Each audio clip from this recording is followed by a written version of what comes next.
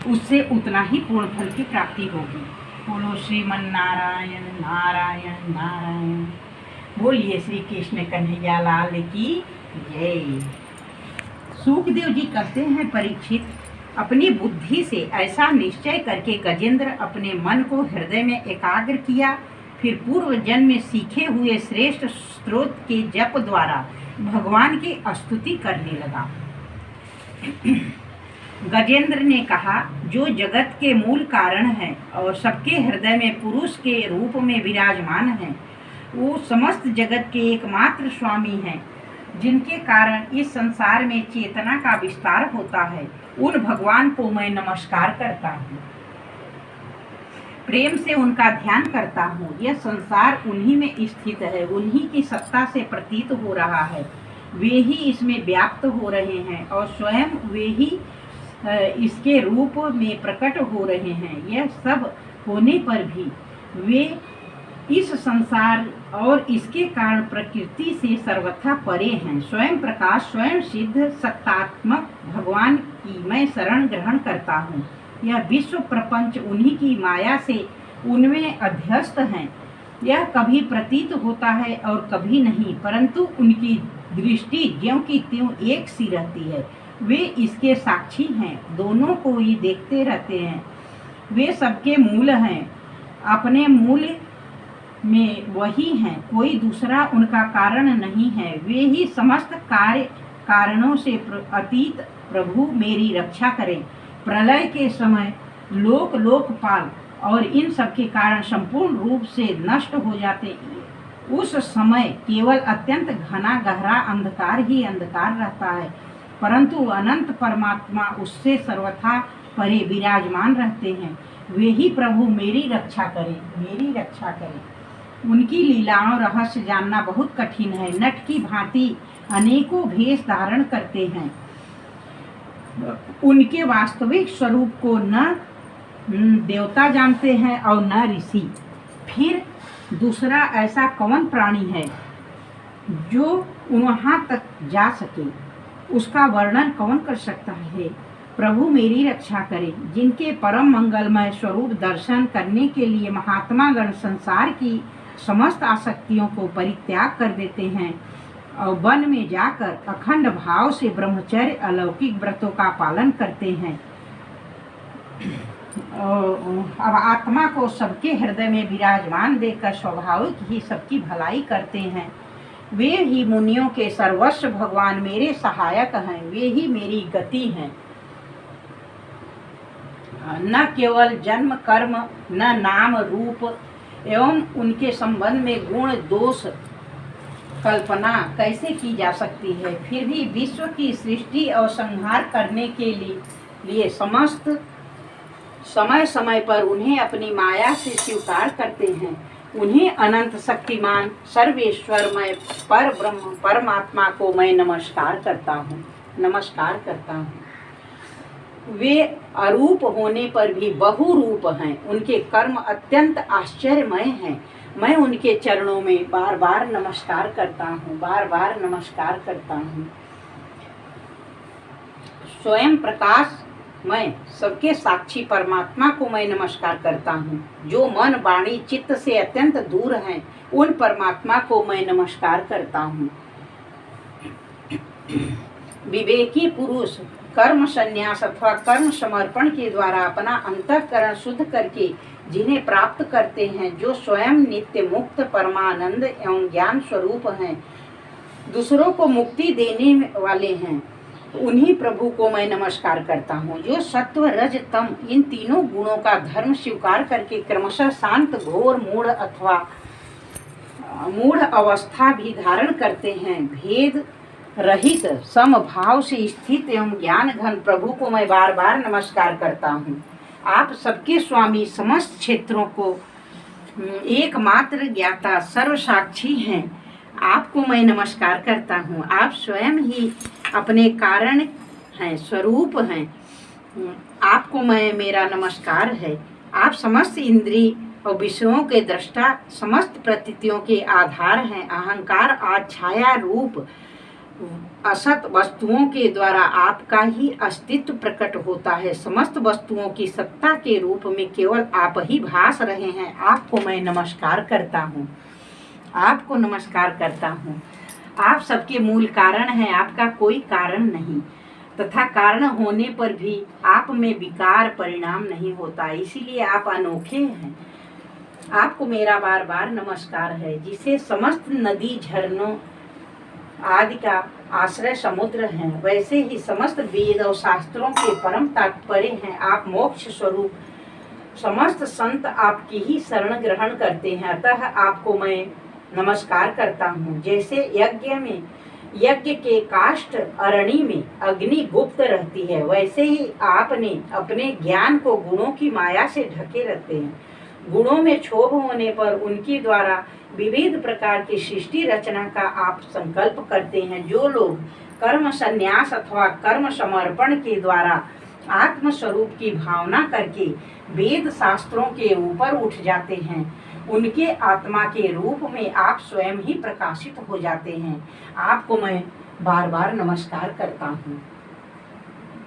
जैसे कोई दयालु पुरुष फंदे में पड़े हुए पशु का बंधन काट देते हैं, वैसे ही आप मेरे शरणागतों की फांसी काट देते हैं। नित्य मुक्त हैं आप, नित्य मुक्त हैं, परम करुणामय हैं आप। भक्तों का कल्याण करने में आप कभी आलस नहीं करते। आपके चरणों में मेरा नमस्कार है। समस्त प्राणियों के हृदय में आपके अंश के द्वारा अंतरात्मा के रूप में आप उपलब्ध होते रहते हैं। आप सर्वेश्वर पूर्ण अनंत हैं। आपको मैं बार बार नमस्कार करता हूँ। जो लोग शरीर, पुत्र, गुरुजन, गृह संपत्ति और स्वजनों में आसक्त हैं, उन्हें आपकी प्राप्ति अत्यंत कठिन है, क्योंकि आप स्वयं गुणों की आसक्ति से रहित हैं। जीवन मुक्त पुरुष अपने हृदय में आपका निरंतर चिंतन करते हैं। उस सर्वेश्वर पूर्ण ज्ञान स्वरूप भगवान को मैं नमस्कार करता हूँ। धर्म, अर्थ, काम, मोक्ष कामना से मनुष्य उन्हीं का भजन करके आपकी अपनी अभीष्ट वस्तु प्राप्त कर लेते हैं। इतना ही नहीं, उनको सभी प्रकार का सुख देते हैं,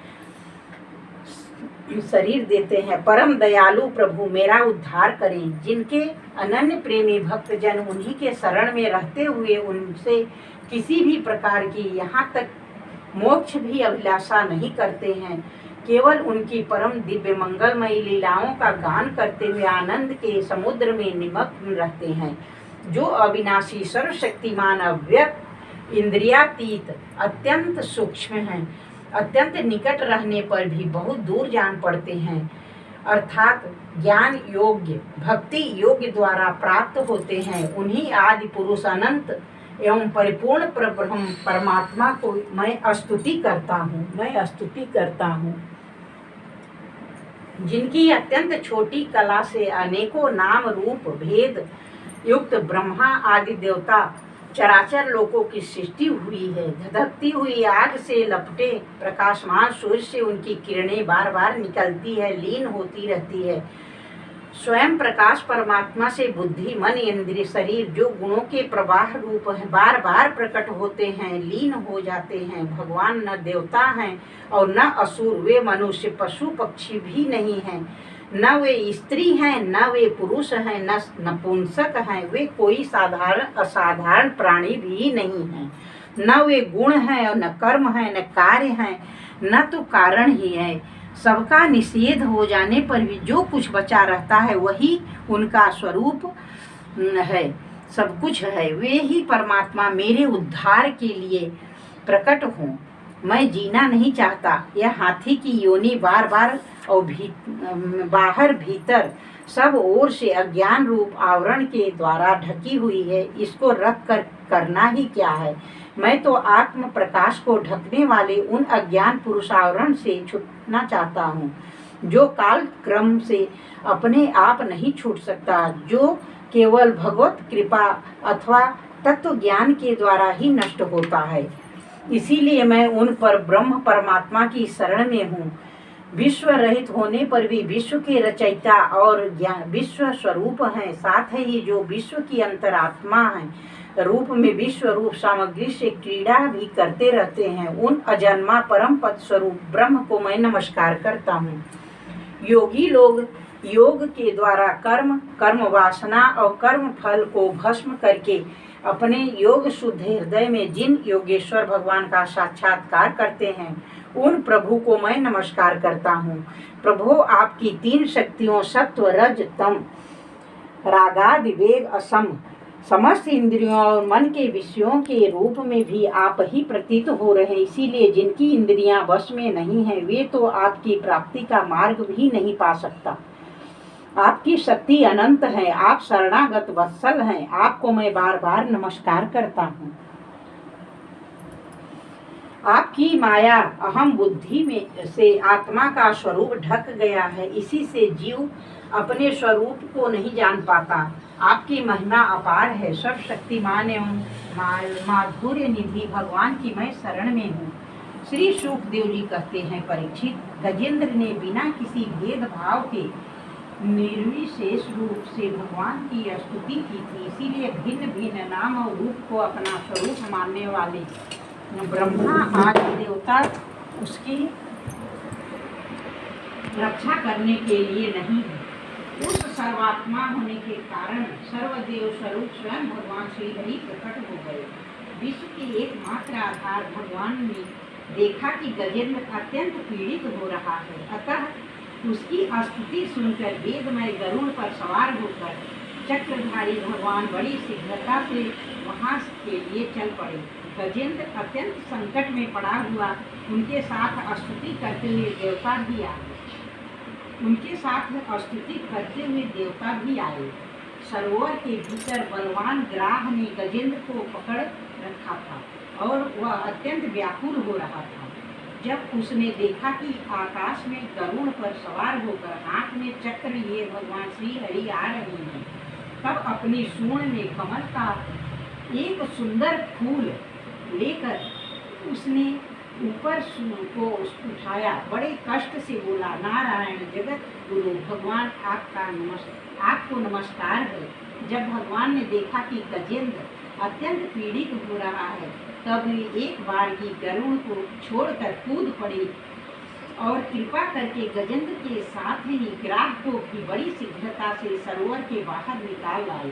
फिर सब देवताओं के सामने ही भगवान श्री हरि ने चक्र से ग्राह का मुंह फाड़ डाला और गजेंद्र को छुड़ा लिया। बोलिए श्री विष्णु भगवान की जय, बोलिए श्री कृष्ण कन्हैया लाल की जय। देखिए, गजेंद्र मोक्ष का पाठ करने से, ये पुरुषोत्तम मास में गजेंद्र पाठ जो भी सुनता है या पढ़ता है, उसकी सर्वथा कल्याण हो जाती है। और पुस्तक, देखिए, मैं ये बताना चाहती हूँ कि कोई भी धार्मिक पुस्तक उसको कपड़े में अच्छे से लपेट कर बांध कर ही रखना चाहिए, क्योंकि ये इसमें बहुत ज़्यादा ऊर्जा होता है। तो बोलिए श्री कृष्ण कन्हैया लाल की जय।